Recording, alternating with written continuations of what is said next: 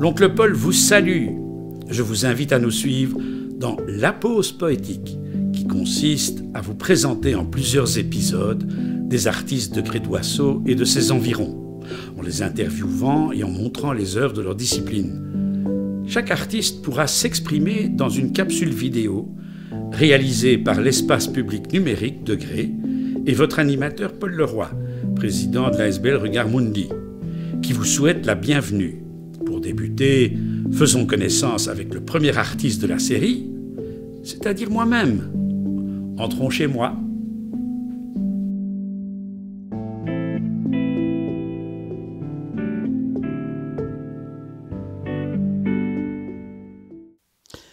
Bonjour, mon nom est Paul Leroy.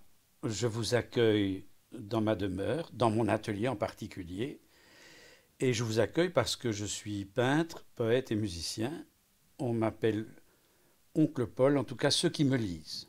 Ma mère était très amoureuse de tout ce qui était artistique. Mon père était chanteur, enfin il n'était pas chanteur, mais il chantait, il avait une voix de ténor, une très belle voix de ténor, et il chantait beaucoup d'airs d'opéra. Ma mère avait un abonnement à la Monnaie où elle était là en permanence quand elle était jeune. Et comme j'avais des parents qui aimaient les arts en général, eh bien, il est évident que je n'ai jamais été rejeté dans ce domaine et qu'on ne m'a jamais empêché de faire ce que j'aimais. Et comme j'ai commencé à peindre et à faire de la musique à l'âge de 7 ans, de façon assez active, eh bien, j'ai été fort soutenu dans mon milieu familial, ça oui. J'ai commencé à écrire un peu plus tard. Par contre, la peinture et la musique, c'était très lié. C'était, je dirais, simultané. C'était une fois l'un ou l'autre. Mais c'était, je dirais, les deux étaient sur la même ligne, quoi, si je puis dire. Mais je me considère quand même, il y a une chose sur laquelle je peux insister, c'est que je me considère quand même d'abord et avant tout comme un peintre. J'ai un long cursus dans ce domaine et j'ai été même couronné à Monaco au prix international d'art contemporain en étant lauréat de la ville de Monte-Carlo. Et c'était un choix de 80 peintres sur 25 000 dans le monde. Et devenir lauréat prouve que tu es quand même pas trop mauvais.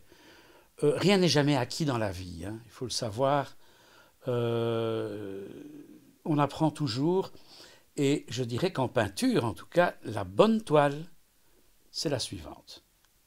On ne réalise jamais ce qu'on a en tête. C'est très beau ce qu'on a en tête, et ce qui est sur le support n'est pas aussi merveilleux que ce qu'on a en tête. Le travail n'est jamais abouti. Je crois que j'ai 74 ans, je commence à me sentir peintre, mais ça fait quand même 68 ans que je peins, et j'espère que je vais progresser. Et d'ailleurs, en fait, ce que je recherche dans la peinture, comme beaucoup de peintres d'ailleurs, la plupart, c'est la lumière. Et c'est pouvoir faire passer un message de façon simple et minimaliste. L'essentiel. Et c'est vrai dans toutes les disciplines. C'est vrai en écriture, en poésie, c'est vrai en musique. Aller toujours vers l'essentiel, enlever les fioritures, les choses inutiles. Pour moi, l'art, la peinture, la musique, la poésie, c'est un mode d'expression, c'est faire passer ses sentiments, c'est pouvoir dire ce qu'on ressent, et par le verbe qui est primordial. Le verbe est quelque chose de très puissant, c'est un levier extraordinaire, mais aussi la peinture, justement en allant vers l'essentiel. Et la musique aussi, la musique est quelque chose de très expressif. La musique, pour moi, quand on a affaire, on fait des duos par exemple, on chante avec un pianiste, où on est à plusieurs, si on s'implique, c'est vrai dans la danse aussi, hein, il y a toutes les disciplines de l'art, si on s'implique, on sait à qui on a affaire. Parce qu'on ne peut pas tricher. Si on triche, c'est foutu. Et si on s'implique vraiment, on sait qui est l'autre personne. On peut vivre avec quelqu'un pendant 50 ans et ne pas le connaître. Mais si on fait de la musique avec quelqu'un pendant 1 heure, j'exagère peut-être un peu, mais pendant peu de temps, on peut savoir à qui on a affaire. S'il est volontaire, s'il est généreux, s'il est avare, s'il est... toutes les qualités, tous les défauts du monde apparaissent. Ça, c'est vraiment extraordinaire. Moi, c'est quelque chose que j'ai toujours constaté et j'ai chanté dans toute l'Europe, dans beaucoup de maisons d'opéra.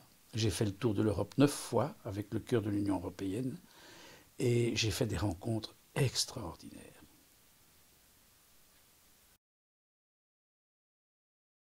Alors, j'avais envie de vous présenter quelques textes, quelques poèmes issus de mon 3e recueil, Ma vie en peinture et poésie.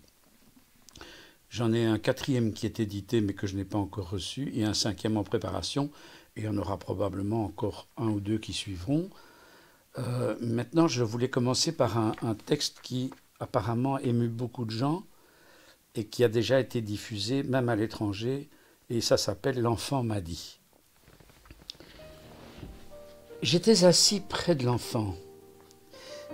J'étais assis devant le lac et l'enfant m'a dit « Tu es blanc.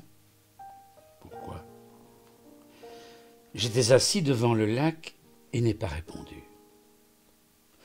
L'enfant m'a dit « Tu es blanc. Tu es riche. Que fais-tu ici ?» J'étais assis devant le lac et n'ai pas répondu. L'enfant m'a dit « Tu es vieux, toi, pourquoi ?» Ici, on meurt jeune. Et je n'ai pas répondu. L'enfant m'a touché le bras et il m'a dit « Tes vêtements sont chauds. » Je n'ai pas répondu. L'enfant m'a dit « Tu as la santé. Tu es gai.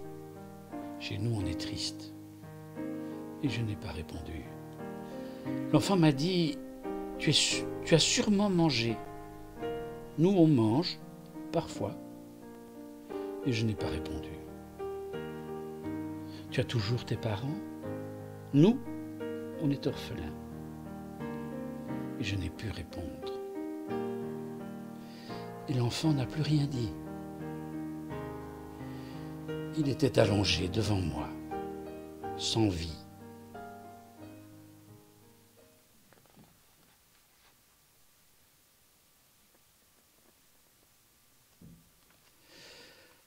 J'ai l'intention de vous lire un autre texte sur un sujet qui me passionne évidemment, et ce sujet, c'est la peinture.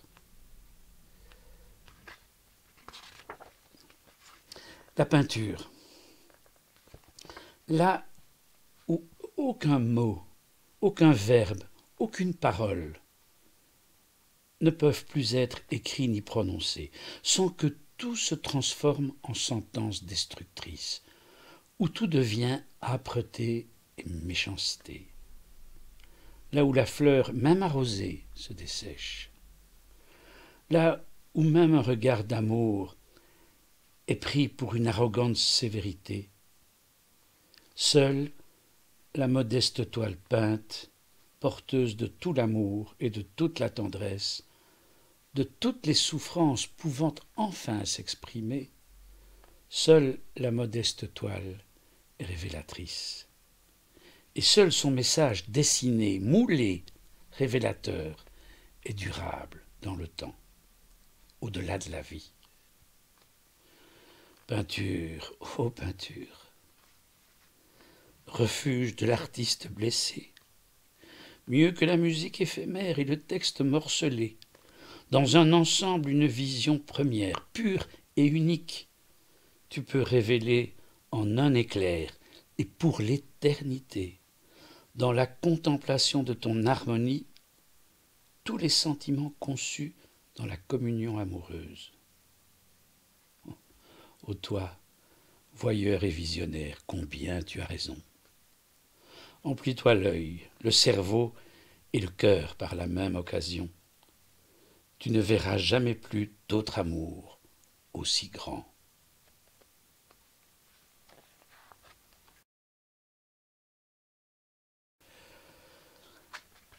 Mais parce que l'un, c'est L'enfant m'a dit est un texte qui parle quand même de ce désintéressement que les hommes ont pour les gens qui sont dans la misère et dans le dénuement complet, parce que cet enfant meurt. Et je trouve qu'on ne s'intéresse pas assez, non seulement aux gens de l'étranger, mais surtout à nos voisins, tout simplement. Mais c'est expressif et c'est explicite. Et pourquoi la peinture? Parce que dans la peinture, comme je l'ai dit tout à l'heure, on peut exprimer tellement de choses. Et c'est là un des arts qui me tient très à cœur. Pour le deuxième épisode, nous irons à la rencontre de Stéphane Dubré, sculpteur à Mélin.